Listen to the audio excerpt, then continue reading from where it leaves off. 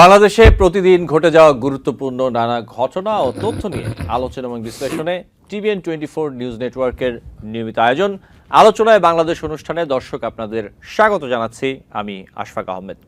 আজকের অনুষ্ঠানে আমাদের সাথে স্টুডিওতে অতিথি হিসেবে যুক্ত আছেন অর্থনীতিবিদ ও রাজনৈতিক বিশ্লেষক নিউ ইয়র্কের লং আইল্যান্ড ইউনিভার্সিটির প্রফেসর ডক্টর শওকত আলী। আপনাকে স্বাগত জানাচ্ছি আলোচনায় বাংলাদেশ অনুষ্ঠানে। আপনার সাথে আজকে বেশ কয়েকটি বিষয় নিয়ে আলোচনা করব, আমরা যতটা সময় পাই চেষ্টা করব।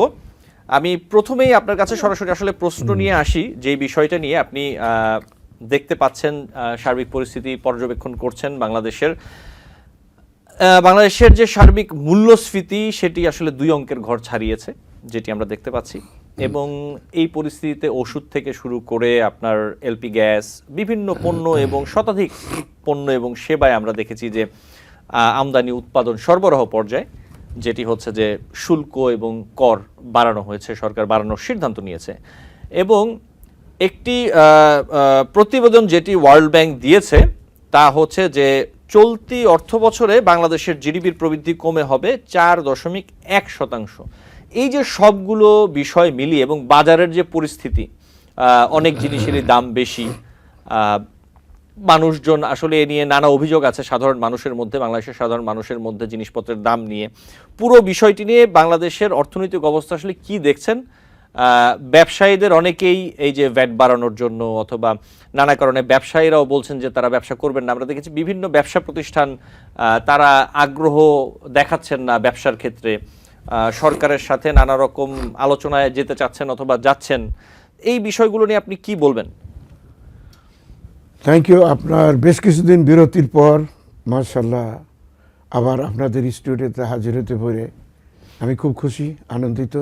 অ্যান্ড থ্যাংক ইউ আমাদের স্টুডিওর সকল কলাকৌশলী নেতৃবৃন্দ এবং আপনাকে পিতুল ভাই, অফকোর্স থ্যাংক ইউ। এইটা ঠিক যে ডবল ডিজিট ইনফ্লেশন যখন হয় আমরা এটার নাম দিয়েছি হাইপার ইনফ্লেশন। হাইপার ইনফ্লেশনে যখন যায়, এ নিয়ে আমি অনেক জায়গায় বলেছি, কথাবার্তা বলেছি যে হাইপার ইনফ্লেশনটা আসলে আগেও কিন্তু ছিল, কিন্তু অস্বীকার করা হয়েছে। যেমন আপনার উদাহরণ দিই যে মাত্র কিছুদিন আগেও যখন পতিত সরকার তাদের বাজেট ঘোষণা করেছে, সেখানে যদি আপনি দেখেন লিখিত আছে যে 9 তারা ইনফ্লেশনের লক্ষ্যমাত্রা ধার্য করেছে। এবং তারা কিন্তু বলেনি যে আমরা অলরেডি কিন্তু হাইপার ইনফ্লেশনে গিয়েছি। তার কারণ হাইপার ইনফ্লেশন যখন যান এটাকে কন্ট্রোল করা কিন্তু খুবই কঠিন, কারণ আপনার ড্রাস্টিক মেজার নিতে হবে নট অনলি কতগুলো সেক্টরে, ইন জেনারেল বহু সেক্টর, অল প্রোডাক্টিভ সেক্টরে আপনার স্টেট ফরওয়ার্ড যদি মেজারমেন্ট নিতে পারেন তাহলে আপনি হাইপার ইনফ্লেশন থেকে কিছুটা রেহাই পাবেন। সেটা একটা গেল। দ্বিতীয় কথা যে ভ্যাটের কথা যেটা বলছেন, আমি মনে করি যে যেহেতু আমাদের কনজিউমারিজম একটা সোসাইটি অলরেডি গড়ে উঠেছে, সরকার হয়তো চিন্তা করছে যে রপ্তানির পরে যে চাপ সৃষ্টি হয়েছে, এই আপনার আমদানির ক্ষেত্রে যে একটা বৈষম্য দুটোর ভিতরে ইনকাম, রপ্তানি ইনকাম এবং আপনার ইম্পোর্টিং যে ব্যয়টা, এটাকে কমানোর জন্য হয়তো কনজিউমার গুডস এবং যে কথা বললেন টেলিফোন, যেটা সবসময় মানুষ ব্যবহার করে, ফার্মাসিউটিক্যালস, মেডিসিন, এই জিনিসগুলোর পরে দেওয়া হয়েছে। আমি পার্সোনালি মনে করি যে এতে খুব একটা সুবিধা হবে না। অন দ্য আদার হ্যান্ড এটা মানুষের দুর্ভোগ বাড়িয়ে দেবে। কত কোটি টাকা, 12,000 না 14,000 কোটি টাকা বলা হয়েছে যে এই ভ্যাট থেকে আদায় হতে পারে। তো এতে যদি আপনি দেখেন তাহলে রপ্তানি আয় বা আপনার ইম্পোর্টিং যে এক্সপেন্স আছে এর মধ্যে খুব বেশি পার্থক্য হবে না, given the condition for hyper inflation যেটা ডবল ডিজিট। আমরা কেউ বলছি না, বহু দেশ আছে, কিন্তু একবার হাইপার ইনফ্লেশনের বলয়ের ভিতরে যদি আপনি ঢুকে যান, এখান থেকে বের হতে হলে বড় কঠিন বিষয়। আমরা বহু আগে দেখেছি, আর্জেন্টিনাতে হয়েছে, ইসরায়েলে হয়েছিল। তো এখান থেকে বেরিয়ে আসতে এমনকি আপনার ধরেন 2006, 7, 8 দিকে আপনার south east Asia, Indonesia, Malaysia, Thailand devastating অবস্থা ছিল।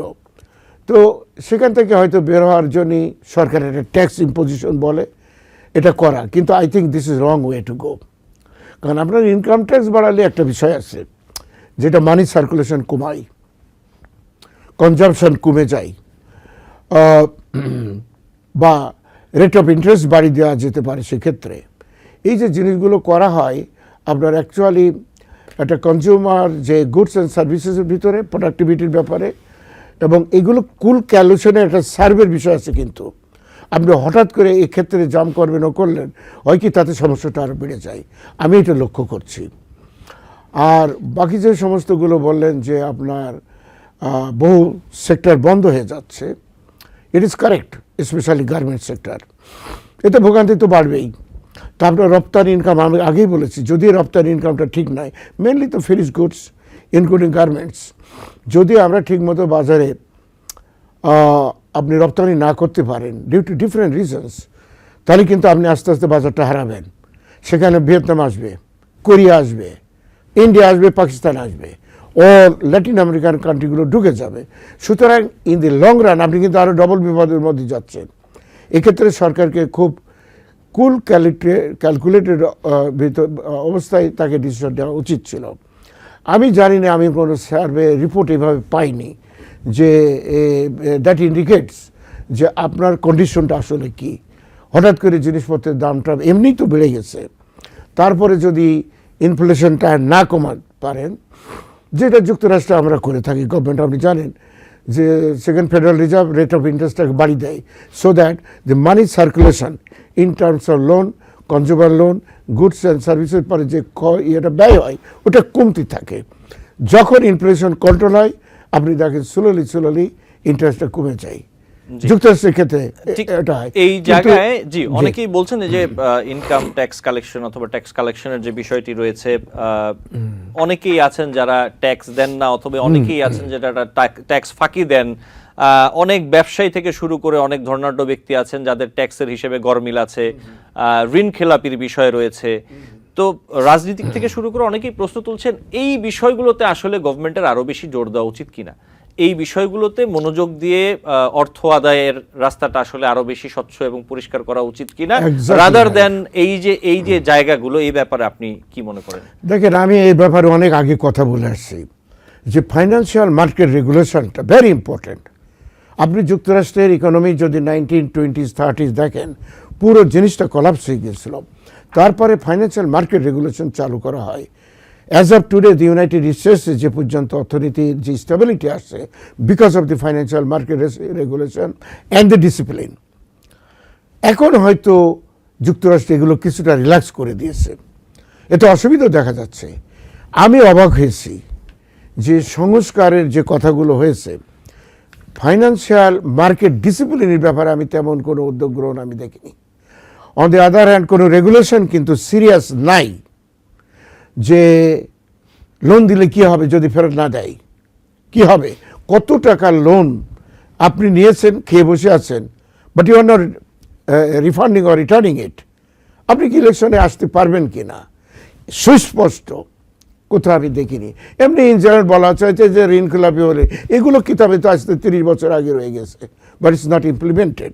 ওই একই জিনিস এখনো রয়ে গেছে। আজকেও বিএনপির নেতা মির্জা ফখরুল ইসলাম আলমগীর বলেছেন যে ঋণ খেলাপিরা যাতে মনোনয়ন না পান চেষ্টা করা হবে, তিনি এমনটা বলেছেন। জি, এটা পার্টি লিডার হিসেবে উনি বলেছেন, এটা তো ভালো কথা, কিন্তু হোয়াট ইজ দ্য গভর্নমেন্ট আপনার ডিসিশন, এটা রুলিংটা তো গভর্নমেন্ট আসবে।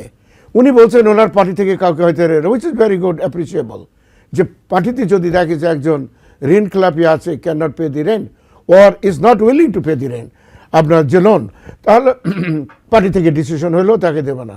What is the state decision, যে কত টাকা নিলে, কবে নিলি, কোন বয়সে নিলি, কি ইন্ডাস্ট্রির মালিক হবে, আপনি এগুলো ফাইন্যান্সিয়াল মার্কেট রেগুলেশন নিয়ে আসবেন না? What kind of reform it is? I don't like it. Simple is this, আপনার ইউনিটারি মানিটারি পলিসিটা কি? দেখেন, একটা কথা বলে, আপনি আগে প্রসঙ্গ তুলেছেন, মার্কেট ইনফ্লেশন যেটা বলছেন আপনি, আমার মনে হচ্ছে, আমার given my own knowledge and study, যে এই ইনফ্লেশন কিন্তু আরও বাড়বে, আরও বাড়বে। তার কারণ কি, যে কথাটা আপনি বলেছেন, মানুষ লোন নিয়েছে, ফেরত দিইনি। ইন দি পাস্ট পতিত সরকার, ফ্যাসিস্ট সরকার, এটাই তাদের নর্ম অফ দি ডে ছিল, that is there business. What is the change we happen here? I don't C any change. তা আপনার হয়েছে কি, এই টাকাটা নিয়ে একসময় এরা পাচার করত। আমি জানি না ভাই, আমার ধারণা হচ্ছে যে মানি পাচার হচ্ছে কি না হচ্ছে, গভর্নমেন্টাল যে সিরিয়াস অ্যাকশন আমার মনে হয় কমেছে, আই অ্যাগ্রি, কিন্তু বন্ধ হয়েছে কিনা আমি কিন্তু এই ধরনের ফাইনাল কোনো conclusion from the Bangladesh bank or the department of economics finance or investment ক্ষেত্রে কোনো রকম ক্লিয়ার কাট কোনো রকম রেগুলেশনও নাই, ডিসিশনও নাই। This condition is very very uncertain. তো এই ক্ষেত্রে যাদের টাকা, আপনি দেখেন যে প্রত্যেকের বাড়ি যখন রেড করা হয়, পুলিশ করে আওয়ামী লীগের নেতাদের বা সচিবদের, পুলিশ অফিসারের বাসায়, আপনি দেখবেন টাকাটা লুকিয়ে রয়েছে সিন্দুকের ভিতরে, বস্তার ভিতরে, মাটির নিচেই, কোনো আলমারিতে রয়ে গেছে। এখন টাকাটা আপনি পাচার করতে পারছেন না। এই মানিটা স্লোলি স্লোলি স্লোলি মার্কেটে কিন্তু দেওয়া হচ্ছে। আপনার আমার লাইফকে হেল্প করে দিচ্ছে এই টাকা। কিন্তু what is the government action ভাই? দ্য গভর্নমেন্টের তো উচিত ছিল, তার সব ইনফরমেশন কিন্তু তাদের আছে। আপনি কি কোনো ব্যাংকে যে জিজ্ঞেস করেছেন যে কত টাকা কাকে কাকে কাকে লোন দিয়েছেন, কত তারিখে, এবং এই টাকাতে কি করা হয়েছে? আপনার সিরিয়াসলি এক্ষেত্রে দেশপ্রেমের পরিচয় দেওয়া উচিত ছিল। Answer it is not happen. এই টাকাটা আসবে, আপনি কি মনে করেন একদিন আসবে? না, এটা বিভিন্নভাবে তারা মার্কেটে এটা আসবে, এবং তারা আসছে, আপনি তো ধরতেও পারবেন না, কারণ এই টাকাটা তো সই করতে হবে। প্রত্যেকটা আওয়ামী লীগের যে তৎকালীন নেতা, যখন আপনি রেড করবেন, এমপি হোক বা জাতীয় পার্টির লিডারদের, আপনি দেখবেন ওর বাড়িতে কুলার ভিতরে, ধানের কুলার ভিতরে ক্যাশ টাকা রয়েছে। সচিবদের একই অবস্থা। Where this money will go? এটা মার্কেটে আসবে। তো ফলে ইনফ্লেশনের যে প্রশ্নটা আপনি তুলেছেন, due to the lack of serious market regulation or discipline, the current government cannot control inflation or the corruption or the money laundering system. আমি কোনো রকম সিরিয়াস কোনো ফাইন্যান্সিয়াল মার্কেট রেগুলেশনের প্রসেস বা আলোচনা বা ডিসিশন আপনি মন্ত্রীকে ডেকে নিয়েছেন যে হাউ টু স্টপ ইট, দেখেন যে কোনো জবাব দিতে পারবে বলে মনে হয় না। জি, ঠিক এই জায়গাটাতে আমি আপনার কাছে আসবো। আমি একটু অন্য দু একটি প্রসঙ্গতে যাই এবং আমরা শেষ নিশ্চয়ই এই জায়গাটাতে এসেই করব। আমি যে প্রশ্নটা আপনাকে করতে চাই, একটু সংক্ষেপে যদি বলেন। আপনি দেখেছেন নিশ্চয়ই জুলাই গণঅভ্যুত্থানের ঘোষণাপত্রর খসড়া নিয়ে আলোচনা করেছেন প্রধান উপদেষ্টা বাংলাদেশ সময় স্থানীয় গত বৃহস্পতিবার বিভিন্ন রাজনৈতিক দলের সাথে এবং অংশীজনের সাথে। বিএনপি, জামায়াত সহ বিভিন্ন রাজনৈতিক দল সেখানে ছিল, কিছু কিছু রাজনৈতিক দল কয়েকটি অনুপস্থিত ছিল সেখানে। বিষয়টি হচ্ছে এই যে 5 মাস পরে এসে জুলাই অভ্যুত্থানের ঘোষণাপত্র নিয়ে যে বিষয়টি চলছে, এই বিষয়টি আপনি কিভাবে দেখছেন? আসলে এখনকার সময় অনেকেই প্রশ্ন তুলছেন, সরকার গঠনের 5 মাস পরে সেই জুলাই অভ্যুত্থানের ঘোষণাপত্রের আসলে প্রয়োজনীয়তা কি? একই প্রশ্ন আসলে বিএনপিও তুলেছে ওই বৈঠকে, যে এর আইনগত প্রয়োজনীয়তা কি, ঐতিহাসিক গুরুত্ব কি, এই প্রশ্নগুলো তুলেছে। আসলে এই বিষয়টা কি এখন মনোযোগ দেওয়া খুব জরুরি, নাকি এই যে বাজার নিয়ে কথা বলছিলাম আমরা, মূল্যস্ফীতির কথা বলছিলেন, কোনটা আপনার কাছে কি মনে হয় যে গভর্নমেন্ট কি প্রায়োরিটি সেট করতে অনেক সময় কি একটু খেই হেরিয়ে ফেলছে কিনা, যে কোন বিষয়গুলো নিয়ে আসলে আগে কাজ করা উচিত? আপনার এই অবজারভেশন রাইটলি, আপনি এই অবজারভেশনটা করেছেন এবং it's a very valid question. যে ইকোনমিক্সে আমরা বলি এটা, যে ইকোনমিক্সের সাবজেক্ট হচ্ছে যে কখন কোন কাজটা প্রায়োরিটি, গিভেন দি আপনার লিমিটেড রিসোর্সেস, আপনাকে চিন্তা করতে হবে যে কোন কাজ এখনের জন্য immediately drastically should be taken. আমার মনে হয় it is too late to do anything, too little and too late. তার কারণ হলো, আপনি যদি পুরো অ্যানালিসিস, যখন ঘটনা ঘটেছে আমরা বিদেশে ছিলাম, আমি তো মানে এমন কোনো চ্যানেল নেই যে আমি এই সমস্ত কথাবার্তাগুলো বারবার আমরা বলেছি। অর্থাৎ ফ্যাসিস্ট গভর্নমেন্টকে বঞ্চিত করার জন্যে, বিতাড়িত করার জন্যেই বলেন, তাদের কাছ থেকে রাষ্ট্র ক্ষমতা কেড়ে নেওয়ার জন্যে যে কয়েকজন লোক বিদেশ থেকে কথা বলছে, আমি তাদের অন্যতম। এখানে ছেলেমেয়েরা যারা ছাত্র, তারা অনেক সময়, আমরা তো করেছি 71 সালে স্বাধীনতার যুদ্ধে, আমরা অনেক কিছু করেছি হুইমেজিক্যালি, কিন্তু finally we could not sustain it. আমরা বিভিন্নভাবে দেশের ক্ষতিকর অনেক বিষয় হয়ে গেছে, সরকারও পাল্টা প্রতিশোধ নিয়েছে, বহু মুক্তিযোদ্ধা জীবন গেছে, ফল কিছু হয়নি। কিন্তু আমাদের যে 5ই আগস্টে যে বিপ্লব ঘটল, ছেলেপিলে যা হোক আমাদের ছাত্র ভাই বোন এবং অসংখ্য মানুষের রক্ত ঝরেছে, তারাও কিছু কিছু ক্ষমতায় আসছে। এখনও বলার ঠিক সময় আসেনি যে ওইদার রাইট ডিসিশন আর রং ডিসিশন। তারা রাষ্ট্র পরিচালনার ক্ষেত্রে তাদের অফকোর্স ইন এক্সপেরিয়েন্স, বয়স বা শিক্ষার অভাব সেখানে ছিল। একটা জিনিস ছিল দি স্পিরিট। তো স্পিরিট দিয়ে তো রাষ্ট্র শাসন করা যায় না। যারা তাদের মুরব্বী ছিল, এই 5 মাসে যারা মুরব্বী আনা দেখিয়েছে in the name of so called all those advisers, এই বাচ্চাদেরকে সুসংগঠিতভাবে পরিচালনার দায়িত্ব ছিল। We fail to do so. ফলে ছাত্ররা দেখে 2-3 ভাগ হয়ে গেল, রাস্তায় তারা নেমেছে, হুমকি পর হুমকি দেওয়া হয়েছে, নিজেদের ভিতরে ক্লাশ হয়েছে। এটাকে কোনো রকম ধামাচাপা দেওয়ার জন্যই এই মূলনীতি, এই সংস্কার, কিছু জমা দিল, কিছু হইল। ভাই, আমি অর্গানাইজ গভর্নমেন্ট যেভাবে চলে, ঠিক এই জিনিসগুলো আমি ল্যাকিং দেখছি। পরে আপনি 5 মাস এসে যখন লোক রাস্তায় নেমে গেছে, আবার শহীদ মিনারে আপনার শপথ গ্রহণ হচ্ছে পাল্টাপাল্টি, তখন আপনি সেখান থেকে রাষ্ট্রকে বাঁচানো হতে পারে, অথবা আপনার ক্ষমতায় টিকে থাকা, অথবা আপনার অ্যাডভাইজারদের জীবন বাঁচানোর জন্য হোক, আপনি হসপস মেথড, যেটা ইংরেজি আমরা বলি, একটা অ্যাডাপ্ট করলেন। হোয়াট উইল হ্যাপেন, যে কিছুদিন পরে যদি রাস্তায় মানুষ নেমে যায়, এটা তো ছাত্ররা করলো, আপনি একটা সমাধান দিলেন যে মূলনীতি চেঞ্জ করতে হবে, এটা আমি করলাম, ওইটা আমি করলাম। এটা করে হয়তো কিছুক্ষণের জন্য আপনি just to satisfy some group of people. কিন্তু জনগণের যে কথাটা আপনি বলছেন, যে lack of financial market regulation, আমার তো ভয় হয় যদি হঠাৎ প্রকাশ হয় যে মানি পাচার হয়ে গেছে এত হাজার কোটি টাকা, হোয়াট ইউ উইল ডু।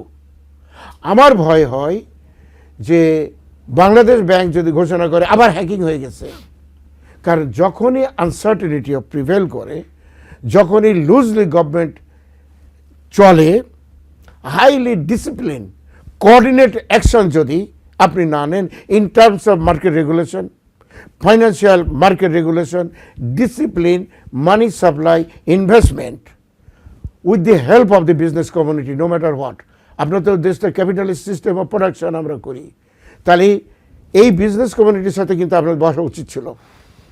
শোনেন, ইতিহাস আমরা যেটা দেখি, যে সিস্টেম যেটা আছে, আপনি এই কথা বলতে পারবেন না সবসময়, ও স্বৈরাচার এটা করে গেছে, এটা চেঞ্জ করে। What is your steps you have taken to mitigate this kind of problem? আপনি যদি না নিয়ে খালি বিজনেস কমিউনিটি দেন, আরে বিজনেস কমিউনিটি তারা তো ব্যবসা করতে হবে। তারা যখন দেখে market is very uncertain, it's a capitalist. আপনার এডুকেশনের প্রথম কথাই হলো এই, যদি মার্কেটে দেখা যায় ভেরি রিস্ক অ্যান্ড রিটার্নের ভিতরে কোনো অ্যাডজাস্টমেন্ট নাই, and everything I am taking 100% risk, I am the loser, আপনি ইনভেস্টমেন্টে যাবেন না, আপনি প্রোডাকশনে যাবেন না। তখন কি হবে? প্রোডাকশনে যখন না যাবেন, তো ওই যে এমপ্লয়ি যেগুলো, অবশ্যই আপনাকে কলকারখানা বন্ধ করতে হবে, অবশ্যই তারা রাস্তায় নামবে। আমার ভয় হচ্ছে যে বর্তমান সরকার বোধহয় ভেরি সুন এই ধরনের একটা পরিস্থিতির ভিতরে, I hope not I am correct, but I am thinking যে এই পরিস্থিতির ভিতরে যাবে। তাদের 5 মাসের ভিতরে তাদের সাফল্য আছে, যেটা আমি বলেছি বারবার। ডক্টর শওকত আলী, আমরা একটি বিরতি নিব, বিরতি নিয়ে ফিরে আপনার সাথে এই বিষয়গুলো নিয়ে আরো আলোচনা করব। দর্শক, আলোচনায় বাংলাদেশ অনুষ্ঠানে নিচ্ছি ছোট্ট একটি বিরতি, সাথে থাকবেন। TVN 24 টেলিভিশন দেখতে আজই কল করুন 7187776556। লগ ইন করুন www.totalcablebd.com। দর্শক, আলোচনায় বাংলাদেশ অনুষ্ঠানে আপনাদের আবারও স্বাগত জানাচ্ছি। আমাদের সাথে আজকে অতিথি হিসেবে আছেন ডক্টর শওকত আলী। আমি আপনাকে আবারও স্বাগত জানাচ্ছি এবং ধন্যবাদ জানাচ্ছি আজকে সময় দেওয়ার জন্য। যে বিষয়টি নিয়ে কথা বলছিলাম আপনার সাথে, আমরা যদি সেখানে একটু যাই, আমি এরপরে যে বিষয়টি আপনি এর মধ্যে নিশ্চয়ই দেখেছেন যে 4টি সংস্কার কমিশন তারা প্রতিবেদন জমা দিয়েছেন এবং এর মধ্যে অনেক বিষয় রয়েছে। কয়েকটি বিষয় একটু আমি আপনার কাছে তুলে ধরি। যেমন বলা হচ্ছে যে গণপ্রজাতন্ত্রী বাংলাদেশ পরিবর্তন করে জনগণতন্ত্রী বাংলাদেশ করার সুপারিশ করা হয়েছে, এটি সংবিধান সংস্কার কমিশন করেছে।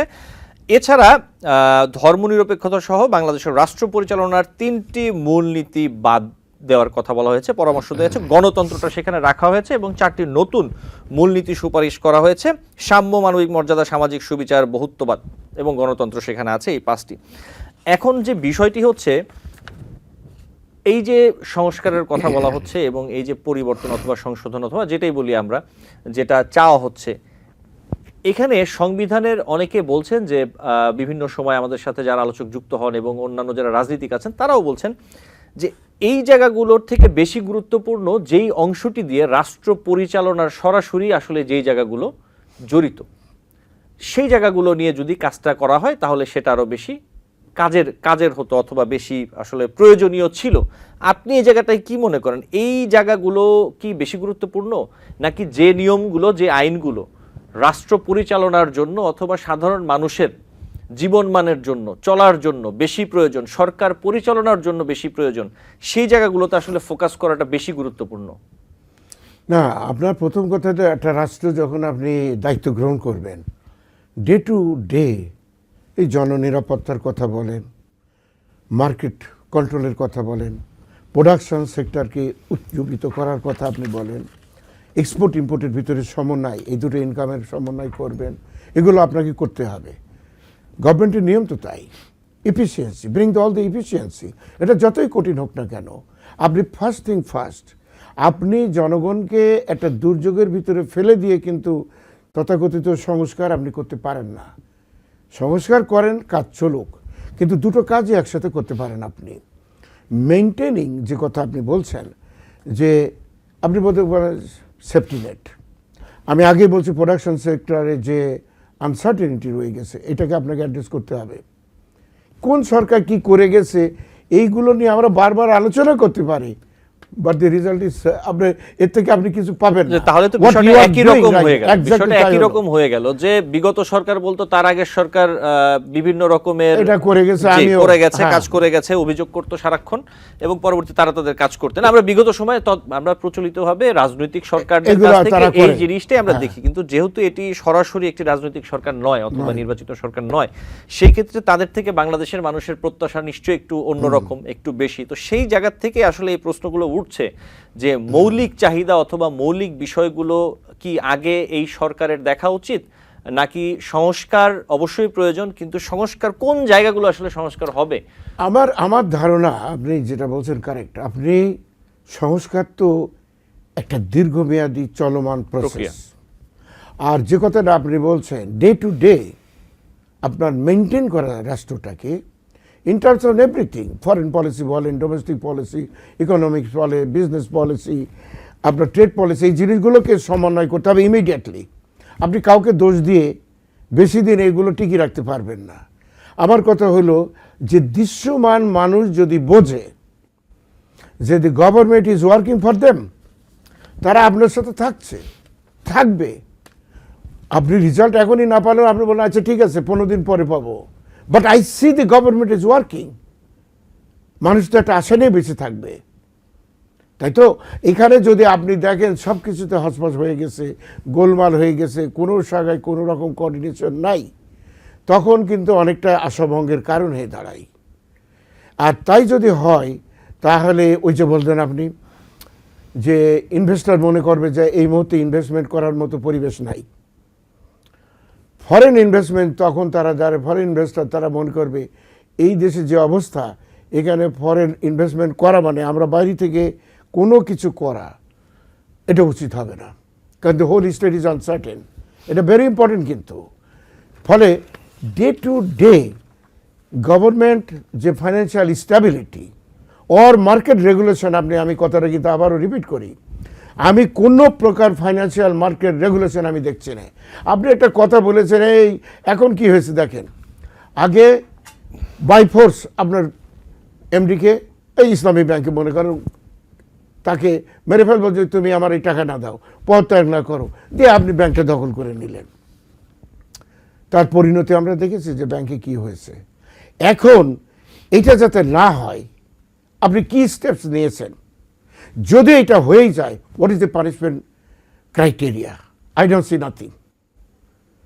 আপনি বলেছেন যে হ্যাঁ ফ্যামিলি, যে ব্যাংকার, যে ব্যাংকিং সিস্টেম বর্তমান রয়ে গেছে, ফ্যামিলি মেম্বার সবাই এটা হবে ওইটা হবে, এটা আমি জানি না কোথায় কি হচ্ছে না হচ্ছে। আপনি তো মুখই বলে দিয়ে দায়িত্ব শেষ করেছেন। আপনি কি দেখেছেন মার্কেটে অ্যাকচুয়ালি কি হয়েছে, কোন ব্যাংকের কি দুরবস্থা হয়েছে, কারা এটা করেছে?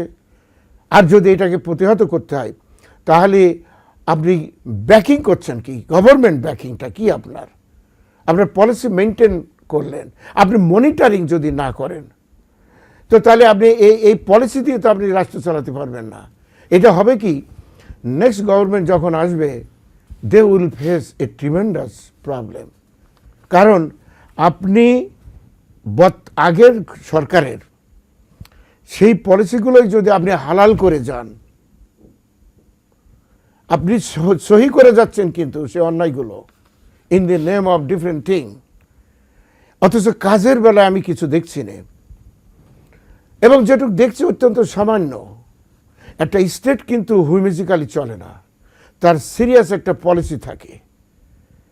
আপনি জননিরাপত্তার কথা আপনি বলেছেন, where it is, I don't see. আপনি গ্রাম অঞ্চল, আমি গ্রাম থেকে আসছি, গ্রাম অঞ্চল দেখেন খুন, রাহাজানি, ধর্ষণ, হত্যা, এই গণপিটনি সব বেড়ে গেছে। ছিনতাই আপনি ঢাকা শহরে দেখছেন। আমি বুঝছি না যে why it is happening like this. আমাদের তো একটা নতুন ফ্রেশ গভর্নমেন্ট, তো গভর্নমেন্টে কামড়াতে পারে, গভর্নমেন্টে ধরতে পারে, গভর্নমেন্ট পানিশমেন্ট দিতে পারে। I don't C any action. So আমরা যদি এইটা বলি যে গভর্নমেন্টাল যে অ্যাকশন, কোঅর্ডিনেটেড প্রোগ্রাম আপনি নেবেন সেগুলো না করে, এবং আপনি কিন্তু প্রত্যেক মাসে কমপক্ষে 10-15 দিন আপনার একটা লিয়াজ কমিটি করেন, পুরো গভর্নমেন্টের দরকার নেই, talk with the political parties, যাদের এক্সপিরিয়েন্স আছে বা নেই তাদের কাছ থেকে, তারা কিন্তু আপনি পছন্দ করেন আর না করেন, আপনি রাজনীতি যদি স্পেশালি ফ্রি হুইলিং ডেমোক্রেটিক পলিসিতে যদি বিশ্বাস করেন, ক্যাপিটালিস্ট মোড অফ ডেমোক্রেসি যদি বিশ্বাস করেন, you must need to talk to the political stake holder which is political parties. আপনি যদি না করে একটা কিছু দিয়ে তারপর ডালে সবাই এসো, কেউ আসলো না, ওদের ভিতরে ফ্যাকশন আছে, গোলমাল আছে, তারা আসবে, একটা ফটো শো হবে, এটা চলে তারা চলে যাবে। I don't think this is very good effective policy to run a nation like Bangladesh. কারণ মনে রাখতে হবে আমরা কিন্তু একটা বড় ইকোনমি, কিন্তু ভাই $450 billion we generate in this country is far better than Korea, Singapore, Taiwan, Vietnam, কেউ ক্লোজে আছে।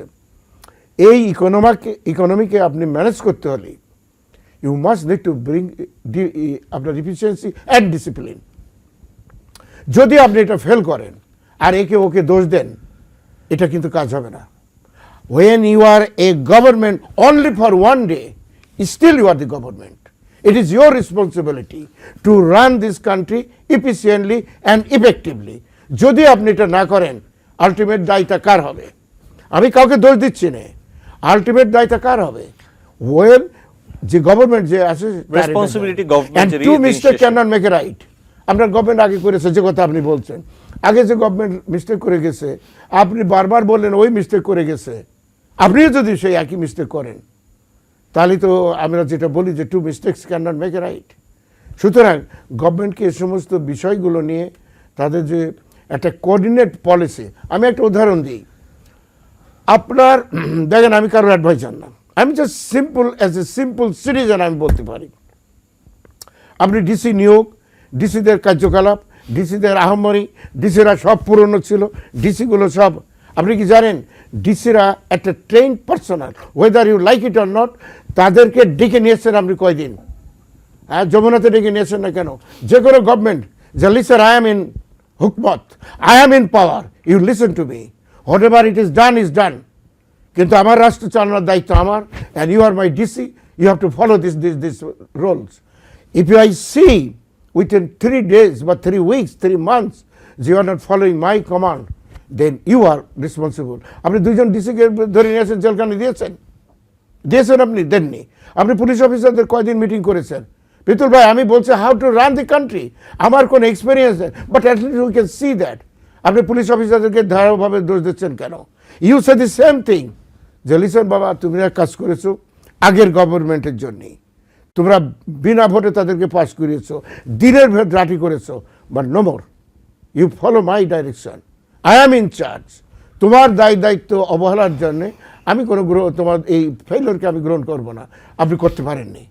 আপনি অল সেক্রেটারি বলেছেন এই তোমরা টাকা পয়সার হিসাব দাও, আপনি দেখেছেন আজও পর্যন্ত কি হিসাব দেয়নি। সামান্য গ্রুপ অফ পিপল তারা একটু একটু দিয়েছে আর বাকিগুলো আজও পর্যন্ত সেক্রেটারিতে আপনি যারা আগে রিটায়ার্ড হয়েছে, ওএসডি করা হয়েছে, বাতিল করা হয়েছে, everywhere they are in presence. আপনি কেউ কারোর কোনো কথা শুনছে না। আপনার 5 মাস হয়ে গেছে গভর্নমেন্ট, আপনি তো দেখবেন এইগুলো হয় কি, এটা মেন্টাল সাইকোলজি আছে মানুষের। মনে রাখবেন, যুক্তরাষ্ট্রের অর্ধেক লোকসংখ্যা, 320 মিলিয়নের অর্ধেক লোকসংখ্যা এই বাংলাদেশে, আমরা যেটাকে বলি 55,000 মাইল ভূখণ্ড, সেখানে বসেন। 1 minute mistake it's a big mistake for us. তাহলে গভর্নমেন্টকে যেভাবে চলতে হবে, তার অ্যাডভাইজারদের যেভাবে কাজ করতে হবে, তার যে অ্যাপারেটাসগুলো, গভর্নমেন্টের অ্যাপারেটাসগুলো যেভাবে কাজ করতে হবে কোঅর্ডিনেট হয়ে, আমার মনে হয় দ্যাটস লাকি। আমি ডক্টর ইউনূস সাহেব অত্যন্ত বিচক্ষণ পণ্ডিত মানুষ, আমার direct teacher, I am proud of him. কিন্তু ফরেন পলিসি তিনি নাম্বার 1, তার কোথাও যেতে হয় না। One telephone is good enough. Doctor স্বাগত, আমি ডোমেস্টিক পলিসি এই জায়গাটাতে আমি একটু আসি আপনার কাছে। আমরা একটু ফরেন পলিসিতেই যাব, আমাদের এখন তো সময় আসলে হাতে কম। আমি একটু ফরেন পলিসি নিয়ে আপনার সাথে কথা বলতে চাচ্ছি, যেই কথাটি আপনি বলছিলেন। আমরা যদি দেখি যে ফসল ও গাছ কাটা নিয়ে চাঁপাইনবাবগঞ্জের কিরণগঞ্জ সীমান্তে ভারতীয় বাংলাদেশিদের মধ্যে সংঘর্ষের ঘটনা ঘটেছে। এটি বাংলাদেশের স্থানীয় সময় শনিবার এটি ঘটনা, আজকের ঘটনা। এতে বাংলাদেশের কয়েকজন আহত হয়েছে বলে বিভিন্ন গণমাধ্যমে আমরা দেখতে পাচ্ছি বাংলাদেশের। এবং চৌকা কিরণগঞ্জ সীমান্তে এতে শনিবার উত্তেজনাকর পরিস্থিতি ছিল ওই এলাকায়। পরে বিজিবি এবং বিএসএফ পতাকা বৈঠক করেছে এবং তারা আলাপ আলোচনা করেছে এবং ফেন্স নিয়েও গোলমালটা হয়েছে, কাঁটাতার নিয়ে। জি, কাঁটাতার নিয়েও আগে হয়েছে। এখন এই যে মুখোমুখি একটা অবস্থান বাংলাদেশ এবং ভারতীয় নাগরিকদের সীমান্ত অঞ্চল এবং বিজেপি এবং বিএসএফ কে আমরা দেখতে পাচ্ছি যে বিগত কিছুদিন ধরে প্রায় দিনই বিভিন্ন সীমান্তে তাদের বৈঠকে বসতে হচ্ছে, নানা রকম বিষয় তাদের আলোচনা করে সমাধান করতে হচ্ছে। এই যে সীমান্ত পরিস্থিতি, এই পরিস্থিতিতে আপনি যেমনটা বলছিলেন যে প্রধান উপদেষ্টার একটি কূটনীতিতে অথবা আমরা ফরেন আমরা যদি বলি ডিপ্লোমেসিতে ওনার একটি আপার হ্যান্ড আছে, অথবা ওনার একটি সুপরিচিতি আছে, যেটি হয়তো বা ওনার অনেক সময় ওনার বাংলাদেশের ইয়েতেও পজিটিভলি কাজে লাগে, পক্ষেও পজিটিভলি কাজে লাগে। কিন্তু কথাটা যেটা হচ্ছে, সবকিছুর পরেও আমরা যদি দেখি প্রতিবেশী ভারতের সাথেই, ভারতের পাশ থেকে বিষয়টা কিভাবে আসছে সেটি একটি বিষয়, কিন্তু বাংলাদেশের পক্ষ থেকে যেভাবে বিষয়গুলোকে হ্যান্ডেল করা উচিত, যেভাবে বিষয়গুলোর সাথে আসলে ভারতের সাথে আলোচনা করে, অথবা সীমান্তের ইস্যু হোক, অন্যান্য ইস্যু হোক, বাণিজ্যিক ইস্যু হোক, এই বিষয়গুলো কি আসলে গত 5 মাসে একটি জায়গায় এই অন্তর্বর্তী সরকার নিয়ে যেতে পেরেছে, অথবা নিয়ে যেতে পারছে সামনে, যে না একটি প্রসেসের মধ্যে আছে যে উইদিন 2, 3 or 5 মান্থস হয়তো এই গভর্নমেন্ট একটি পর্যায়ে নিয়ে যেতে পারবে? আপনি কি দেখছেন সেই জায়গাটা? এটা আমি যেটা লক্ষ্য করছি যে এর কারণটা হলো যে আগে যে সরকার ছিল সেখানে যদি বিএসএফ, ভারতীয় বর্ডার ফোর্স যদি আমাদের বাড়ি এসে ছাগল চুরি করে নিত, আমাদের সীমান্তে এসে মানুষ হত্যাও করত, আমাদের ফসলগুলো কেটে নিত, তাহলে তৎকালীন গভর্নমেন্ট কিন্তু তাদের মাজা ভাঙা পলিসি ছিল, আমরা প্রোটেস্ট করতাম না। আপনি যে কথা বলছেন, এখানে মানুষই কিন্তু প্রোটেস্ট করছে। কেউ যদি করতো তখন তাকেই আপনার র্যাব বা আপনার বর্ডার গার্ড তাদেরকে ধরে মেরে ফেলতো, বা ধরে নিয়ে আসতো, বা পানিশমেন্ট দিত, বা জেলে ফেলতো। তো তুমি প্রোটেস্ট করলে কেন? আমি করিনি। এই যে নতজানু পলিসি দীর্ঘদিন থেকে হয়ে আসছিল, এই সাহস দিয়ে আপনার ভারতীয় বর্ডার গার্ড তারা মনে করছে এখন এটা সম্ভব। এটা আমি একটা পজিটিভ সাইন দেখছি বাংলাদেশের জনগণের পক্ষ থেকে, যে তারা জানে যে আর সেই গভর্নমেন্ট নাই। তুমি আমার এখানে আইডি ফাটাফাটি বাঁধবে, তুমি আমার বর্ডার আমার, তোমার বর্ডার তোমার, ওই যে নো ম্যানস ল্যান্ড যেটা আমরা বলি, ডু নট ক্রস ইট, তাহলে আমরা লড়াই করব। আপনার কথায় আমি ঠিক জানি না যে গভর্নমেন্ট এই যে ফ্ল্যাগ মিটিং টিটিং যেগুলো করে এগুলো করছে। আপনার পররাষ্ট্র দপ্তর থেকে একটা স্ট্রং স্টেপ নেওয়া উচিত, যেহেতু জনগণ এটা বড় আকারও হতে পারে, গুলি করে যখন আমাদের কিছু লোক মারা যায় ওদের যায়, সেখানে গভর্নমেন্ট কিন্তু নিশ্চুপ বসে থাকা উচিত না। হাওয়ার in terms of foreign policy ভারতের সাথে আমি যতদিন দেখেছি ডক্টর ইউনূস সাহেব সবসময় আপার হ্যান্ড মেনটেন করার চেষ্টা করেছেন। ভারতীয় যেমন আপনি মনে করেন শুভেন্দু অধিকারী বলে এক ভারতীয় হিন্দু মৌলবাদী যে উস্কে দিচ্ছে, এমনকি পশ্চিমবাংলার গভর্নমেন্ট প্রতিবাদ করছে, তার জনগণ প্রতিবাদ করছে যে তুমি এইভাবে আক্রমণ করতে, মনে হচ্ছে বাংলাদেশ কিছুই না। জনগণ কিন্তু এই খবর পায়, ফলে জনগণ টু জনগণের ভিতরে একটা রেশারেশি সৃষ্টি হয়েছে। এবং বাংলাদেশের সাধারণ মানুষ, আমি তাদের অ্যাপ্রিসিয়েট করি যে তারা কোনো রকম যেন পলিসি, ভারতের আগ্রাসন বা বর্ডার যে সমস্ত কাণ্ড কারখানা হচ্ছে, কাঁটাতার নিয়ে যেগুলো হয়েছে প্রত্যেকটা ক্ষেত্রে কিন্তু তারা হয়েছে। কিন্তু কথা হলো যে গভর্নমেন্ট কী করছে না করছে, আমি পার্সোনালি কোনো স্টেটমেন্ট দেখিনি ফরেন পলিসি। সাধারণ মানুষ যা করছে সেটি তো একটি বিষয়, কিন্তু গভর্নমেন্ট লেভেল থেকে, গভর্নমেন্ট লেভেলে ডিপ্লোম্যাটিক জায়গাটাতে এটা যদি তারা না করে এর থেকে বড় একটা মারাত্মক দুর্ঘটনা ঘটতে পারে। এই কারণে এই জিনিস ডক্টর শওকত আলী, আমাদের হাতে একদম কম সময় 2 মিনিট আছে, আমি একটু আপনার কাছে যে বিষয়টি জানতে চাবো অনুষ্ঠানের শেষ দিকে, যে ট্রাম্প দায়িত্ব নিতে যাচ্ছেন, শপথ নিতে যাচ্ছেন প্রেসিডেন্ট হিসেবে, খুব বেশি সময় বাকি নেই। গ্লোবাল ডিপ্লোমেসিতে তো অবশ্যই একটি পরিবর্তন আসবে, কম আর বেশি বিভিন্ন জায়গায়। এরই মধ্যে আমরা দেখতে পাচ্ছি বিভিন্ন জায়গায় আসতে শুরু করেছে। বাংলাদেশের ক্ষেত্রে এটি আমরা আগে আলোচনা করেছি, কিন্তু এখন যেহেতু সময় চলে এসেছে, তিনি দায়িত্ব নিতে যাচ্ছেন ডোনাল্ড ট্রাম্প, তো সেক্ষেত্রে আপনার কি মনে হয় পলিসিগত জায়গা থেকে বাংলাদেশের ক্ষেত্রে মোটা দাগে আসলে কি ধরনের পরিবর্তন আসতে পারে নাকি আসবে না, আপনি কি মনে করছেন, ছোট করে যদি একটু বলতেন? আমি যেটা লক্ষ্য করেছি, মনে করেন সে ফর এক্সাম্পল যে 20 জানুয়ারি তো তাদের ক্ষমতা হস্তান্তরের যে দিনটা, এটা সারা জীবন এটাই হয়ে থাকে। এখানে চাইনিজ হাই র্যাঙ্কিং ডেলিগেট তারা for the first time US ইলেকশনের পরে পরবর্তী প্রেসিডেন্টের শপথ গ্রহণের টাইমই আসছে। এটা যদি আপনি পজিটিভ দেখেন in between this two country, তাহলে ভারত যে জুজুবুড়ির ভয় দেখিয়ে যে সুবিধা আদায় করতো যুক্তরাষ্ট্রের কাছ থেকে, আরে বাংলাদেশ এটা হচ্ছে সেটা হচ্ছে, চীনকে ঠেকাতে হলে বাংলাদেশের আমার দরকার, তুমি পারবা না, আমার বাড়ির কাছে দেশ, আমি হক্কার মাঝে যাব। কিন্তু যুক্তরাষ্ট্র দিন থেকে বলছে যে আসলে এটা একটা মিথ্যাবাদী ভাওতাবাজি পলিসি ভারতের। কিছুই যদি করতে হয় চীনের বিরুদ্ধে, তাহলে যুক্তরাষ্ট্রকেই আসতে হবে হাতা গুটিয়ে, ভারত কিছু করবে না। এই পর্যন্ত তাই প্রমাণ হয়েছে গত 10-15 বছরের আন্ডার মোদি গভর্নমেন্ট। সেক্ষেত্রে আমার মনে হয় যে যুক্তরাষ্ট্র ভারতের উপর এইভাবে আর নির্ভর করবে না, বরং তারা চেয়েছে সরাসরি চীনের সাথে সুসম্পর্ক গড়ে তোলা। যদি এটা সম্ভব হয় তাহলে আমি দেখছি না কোনো ক্রমেই বাংলাদেশ এতে লুজার হবে। They will be more empowerment welcome, এবং ভারতের যে হেজিমনি আমাদেরকে নিয়ে ব্যবহার করা, বাহাদুরি করে বেড়ানো সারা দুনিয়াতে, এই পলিসিতে কাজ হবে না। সুতরাং ট্রাম্পকে আমরা যেভাবেই বলি না কেন, আমাদের বাংলাদেশের ক্ষেত্রে আমার মনে হয় না আমাদের কোনো ক্ষতি হবে। জি, এটা আমার ধারণা হচ্ছে, এবং let's hope for the best যে কি হয়। তাতে আমার মনে হয় যে, এবং শুধু তাই না, চীনের পরে অনেক কথা বললেও কিন্তু সে কিন্তু নরম হয়ে গেছে। সে বলছে আমি এত % শুল্ক করবো, ট্যাক্স ইম্পোজ করবো। আজকে তার আর সেখানে তো সরে আসছে। ডক্টর শওকত আলী, আপনাকে অনেক ধন্যবাদ। আমাদের সময় আজকে শেষ, নিশ্চয়ই আপনার সাথে আরো কথা হবে, এবং অবশ্যই সময় হলে আসলে আমরা দেখতে পারবো যে কোন দিকে যাচ্ছে সবকিছু। ধন্যবাদ আজকে সময় দেওয়ার জন্য। অন্যদিন আপনার সাথে আবারও কথা হবে, এবং আমাদের দর্শক আপনার মূল্যবান মতামত শুনতে পাবেন। Thank you. দর্শক, আলোচনায় বাংলাদেশ অনুষ্ঠান আজ এই পর্যন্তই। পরবর্তী অনুষ্ঠান দেখার আমন্ত্রণ জানিয়ে বিদায় নিচ্ছি।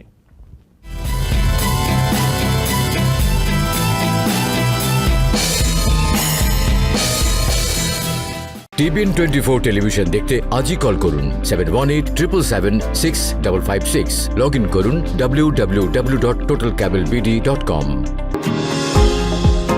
নিউ ইয়র্ক থেকে সম্প্রচারিত TVN 24 টেলিভিশন বিশ্বজুড়ে বাঙালির কণ্ঠস্বর।